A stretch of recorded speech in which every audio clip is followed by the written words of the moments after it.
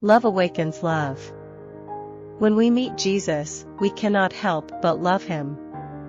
When we love him, we surrender ourselves to him and live with him. Is there not a saying that says that love is awakened by love? I was lost for words in the presence of this marvelous truth that the cross was raised up on Calvary for this sinner who had rebelled against God.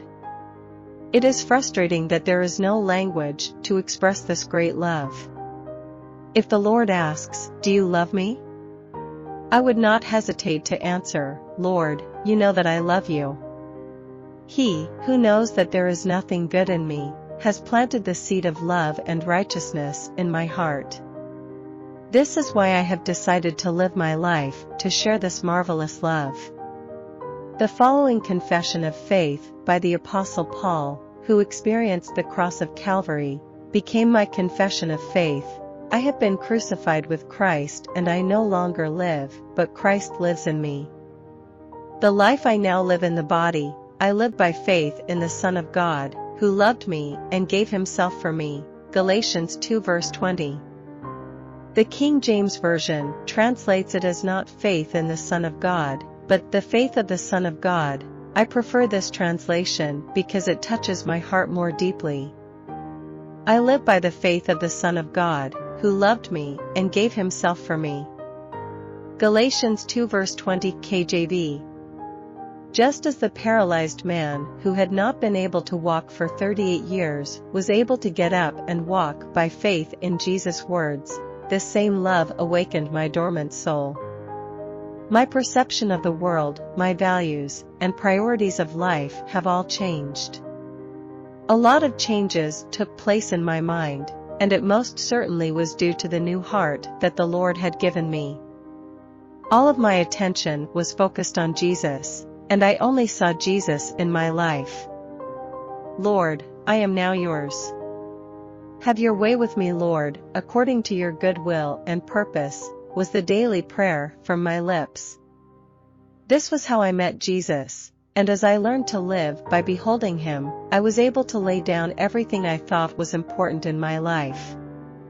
So Jesus answered and said, "Assuredly, I say to you, there is no one who has left house or brothers or sisters or father or mother or wife or children or lands, for my sake and the gospel's, who shall not receive 100-fold now in this time, houses and brothers and sisters and mothers and children and lands, with persecutions, and in the age to come, eternal life."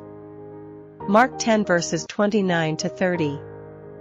So those who are called to unite with Christ must leave all, in order to follow him. Old associations must be broken up, plans of life relinquished, earthly hopes surrendered. In toil and tears, in solitude, and through sacrifice, must the seed be sown. Christ's Object Lessons, 36.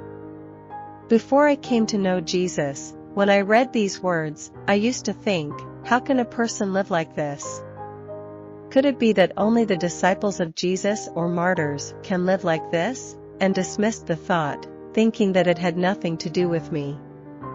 However, from the moment I encountered Jesus, I realized that these words were truly being fulfilled in my life.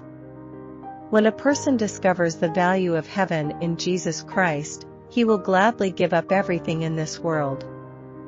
The kingdom of heaven is like treasure hidden in a field. When a man found it, he hid it again, and then in his joy went and sold all he had and bought that field. Again, the kingdom of heaven is like a merchant looking for fine pearls. Matthew 13 verses 44 to 45.